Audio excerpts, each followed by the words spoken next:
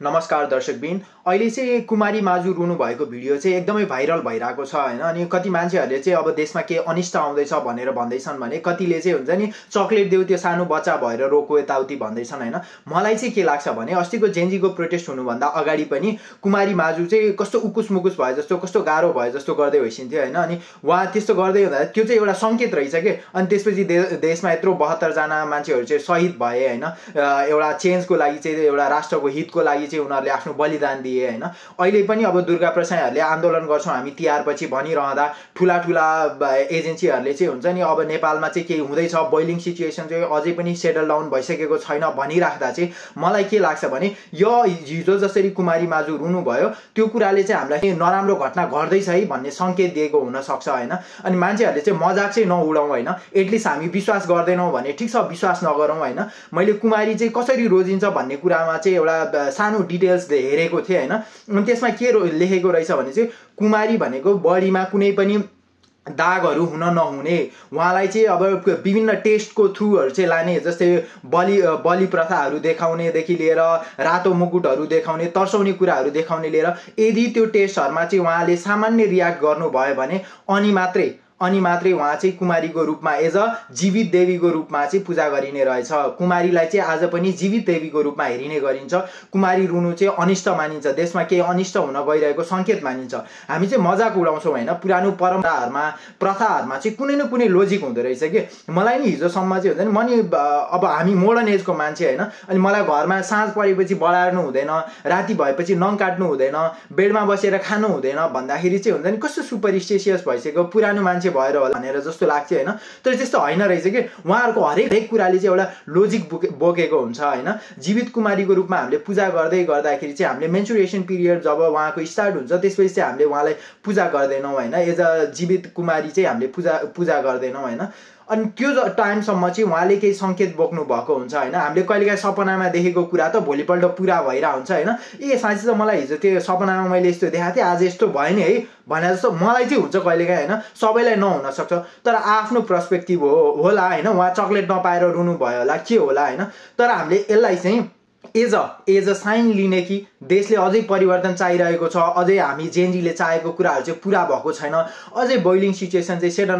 Settle down भइसकेको छैन हामीले अझै चेन्ज खोजिराखेका छौं दुर्गा प्रसाईहरुले आन्दोलन गर्ने भनेर भनिराखेका छन् देशमा अझै के अनिष्ट हुन गइराछ कि भन्ने हेर्ने कि हिजोसम्म जसरी हाम्रो बालेनमाथि चाहिँ अलिकति हाम्रो आशा थियो हैन भरोसा थियो आज त्यो पनि गुम्दै गएको देखिन्छ मान्छेले चाहिँ एउटा प्यारेन्ट्स एउटा गार्जियन नै एउटा राजा नै खोजेको हुन् कि देशमा राजा नआएसम्म शान्त नहुने हो कि यो एउटा संकेत दिँदैछ हैन हामीले यो कुराहरुलाई हेर्नु पर्छ हैन खेलाचीको रूपमा हैन हामीले ख्यालठट्टा गर्ने कुराहरु छैन कतिपय कुराहरुमा चाहिँ लजिक बोकेको हुन्छ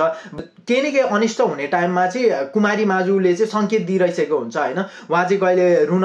लागेको जस्तो हुने त्यो भिडियो ठ्याक्क भाइरल भइरहेको हुन्छ के जब देशमा केही अनिष्ट आउन लागेको हुन्छ त्यसको अगाडि चाहिँ कुमारी माझुको केही न केही एक्सप्रेसनहरुले चाहिँ यो एक्सप्रेसन चाहिँ आइराको हुन्छ कि म भिडियोहरु हेरेर हुन्छु हैन अनि अस्ति जेनजी प्रोटेस्टको अगाडि नै आइरा थियो त्यस्तो भयो देशमा हैन देशले अझै केही रोज्दैछ केही खोज्दैछ नयाँको खोजीमा छ हैन देशले चेन्ज खोजिरहेछ हैन त्यसले गर्दाखेरि मजाक नउडाउँ होला हामीलाई थाहा छैन होला यो प्रथा के छ कस्तो छ भन्ने कुरा हामीलाई थाहा नहुन सक्छ हैन यस्तो कुराहरुको मजाक नउडाको राम्रो हामीलाई थाहा छैन भने हैन सक्छौं हामी रेस्पेक्ट गरौँ हैन हाम्रो प्रथा बचाउन कोसिस गरौँ हैन अब विदेशी शक्तिहरु आउँदैछन् विदेशीको धर्म आयो क्रिश्चियन धर्म आयो यो त्यो हाम्रो हिन्दू राष्ट्र भन्दै गर्दाखेरि हामीले आफ्नो परम्परा आफ्नो संस्कृति जुन कुराहरु चाहिँ राम्रो छ त्यसलाई चाहिँ हामीले ध्यानमा राख्ने कि हैन अनि कति मान्छेहरुले चाहिँ देखिरा थिए अनि त्यो सानो बच्चालाई चाहिँ बाउआमा छोडेर यताउता मैले बुझेको अनुसार चाहिँ उहाँलाई कुमारी घरमा लगेर राखिसकेपछि पनि उहाँलाई चाहिँ आफ्नै प्यारेन्ट्स गार्जियनले नै उहाँको स्याहार सुसार गर्नुहुन्छ भनेर मैले बुझ्नमा आएको छ हैन त्यति गर्दै गर्दाखेरि जीवित देवी हो नि त हैन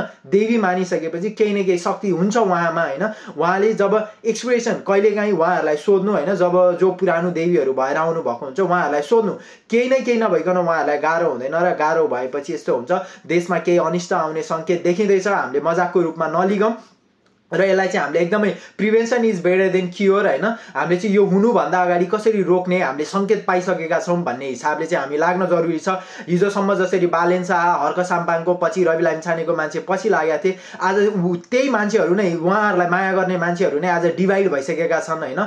त्यसले गर्दा पनि हामीले यो कुरा बुझ्न जरुरी छ कि भोलिको दिनमा अझै पनि एउटा बालेनले बेट्रे गर्यो भने चाहिँ, बालेनले धोका दियो भने चाहिँ हामी जाने कहाँ हो त? दौडेर जाने भनेको हामी राजा भन्दा अर्को अप्सन्स हामीसँग छैन। हिजोको पोलिटिसियन्सलाई हामीले लखेटिसक्यौँ, नाङ्गेझार बनाएर लखेट्यौँ, रोडमा घिसार्यौँ, के गर्यौँ, घर जलायौँ। अब एउटा बाँकी भनेको चोखो बाँकी भनेको 2-4 जना मात्रै मान्छेहरू बाँकी छन्। भोलिको दिनमा बालेनले धोका दिँदा सबैभन्दा विश्वास गरेको मान्छे अहिलेको टाइममा बालेन छ। बालेनले भोलि धोका दियो भने हामी जाने